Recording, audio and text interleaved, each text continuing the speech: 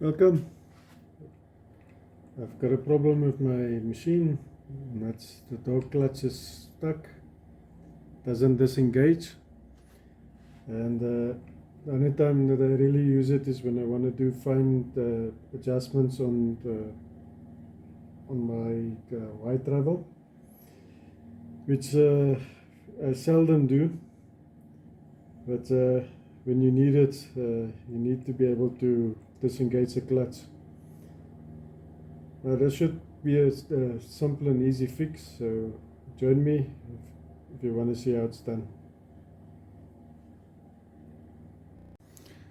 Okay, first is to get this spring out of the way.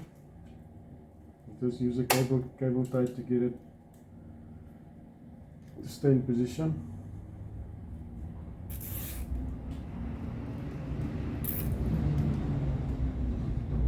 Now these machines are very simple in design,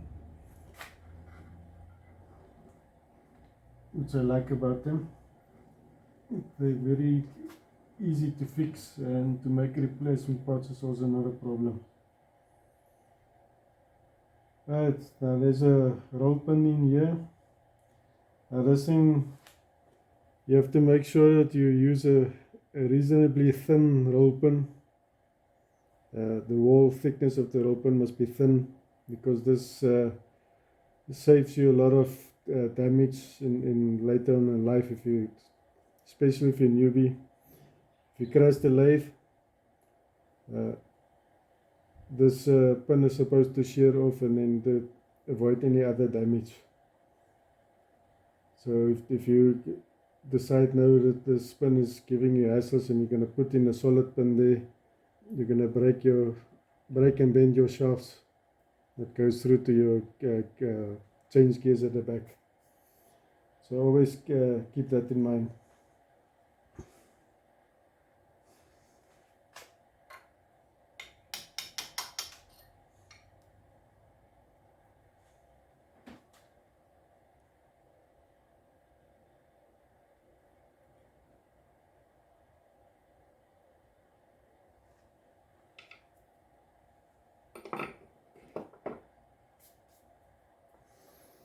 In order to get the lead screw out far enough, I need to loosen it on the other end.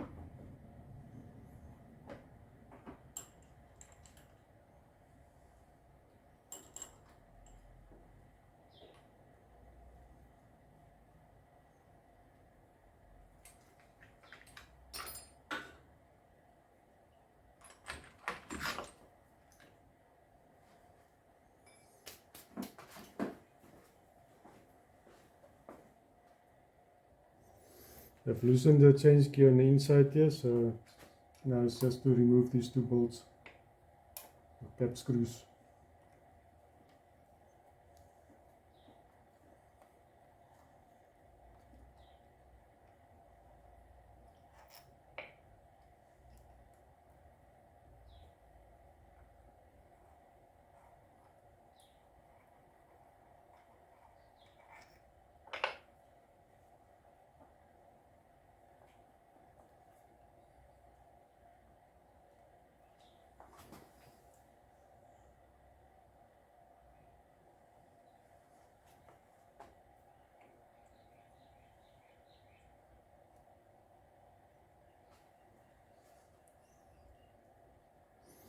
Right, I had to remove the banjo as well because it was holding the shaft, and the shaft is keeping me from getting enough clearance to clear these dowel pins. Right, as you can see, it's a very simple design.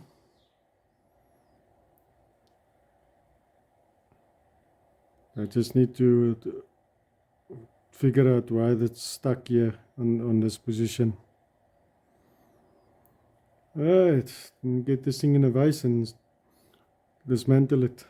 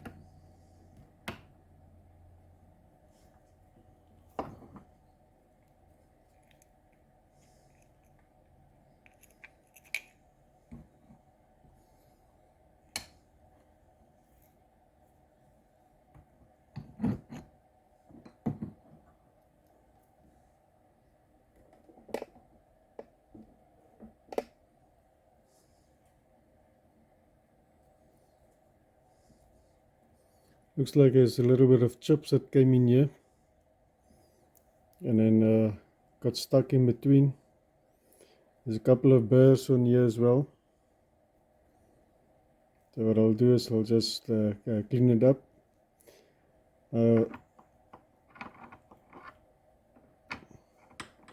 doesn't have to be that tight in this when it's seated. It can be a little bit more of play in here, especially if there's a little bit of chips flying in here. There will always be chips going into this machine here. This bushing is feeling very well. There's not too much play on that. It should be okay. So I'm not going to remove that. So what I'm going to do is going to wash out this whole area here, and then lubricate it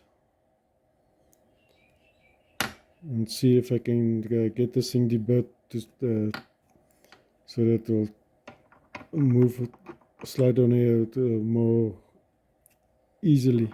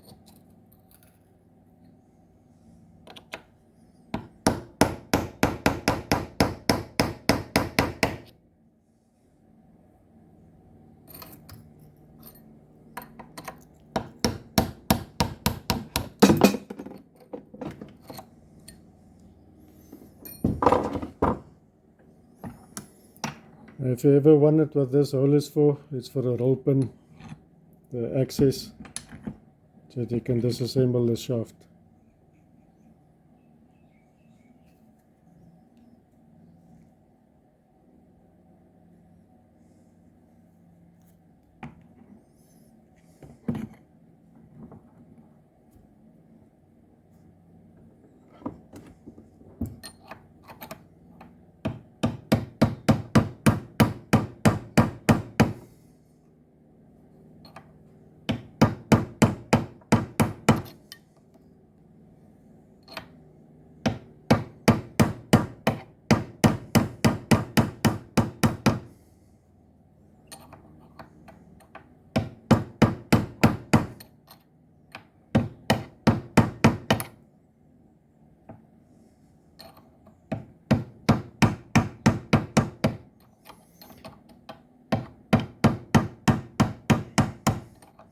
You don't want to be banging too hard on the shaft and risk bending it.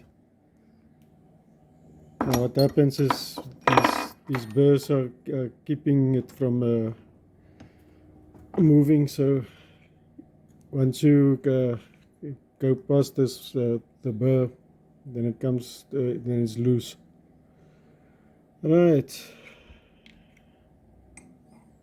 as you can see, it's very simple construction, and if you need to make replacement parts, it's very easy. Right, now I'm gonna clean it up and then reassemble it. That includes deburring. As you can see here, it's got quite nasty burrs on it.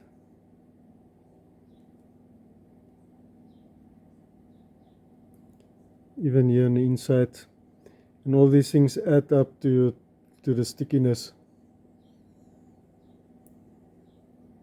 Here's, I think, is a problem why it got stuck.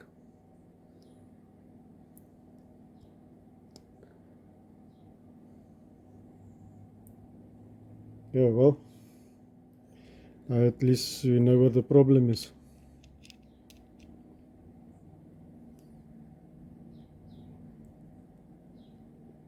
If you look at this side here where the key is, also full of burrs, all kinds of nasties that's gonna get you in trouble.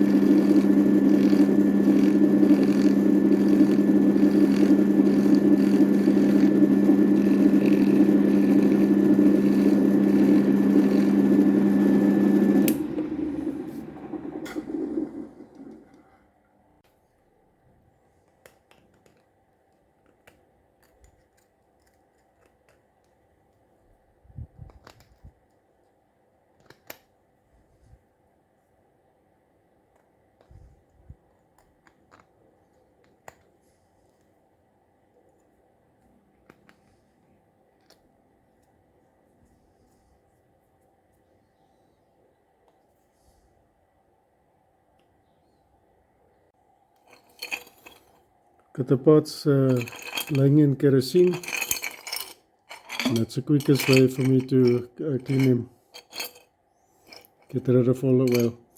I don't want to put bearings or anything in ultrasonic cleaner, so the kerosene is good enough.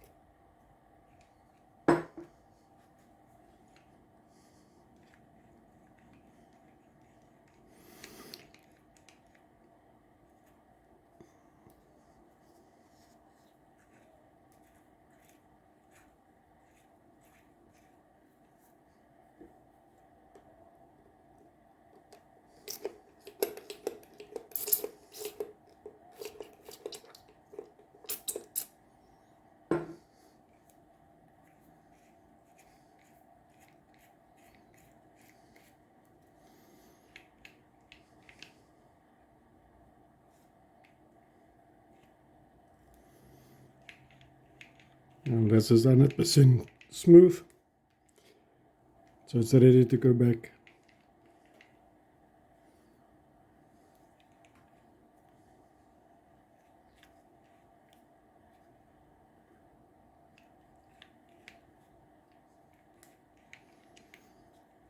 Alright.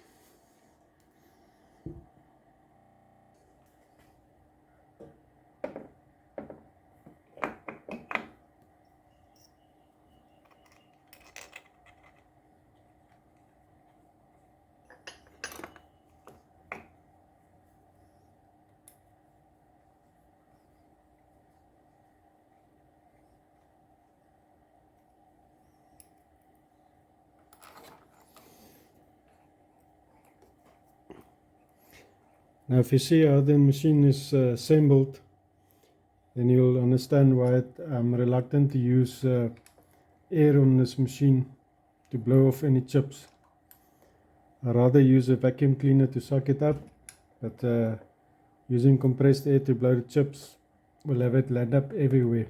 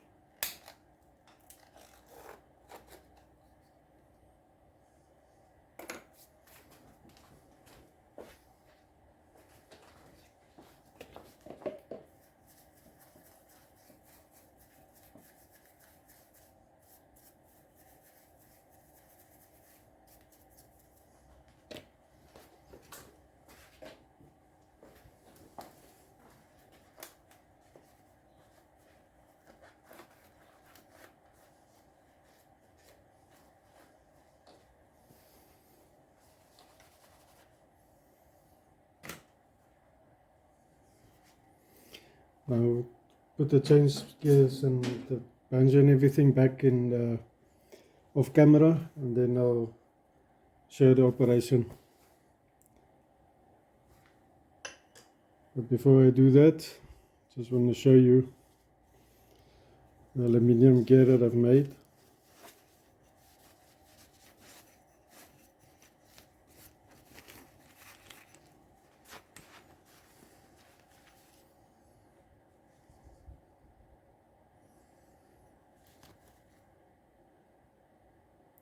Still looking good.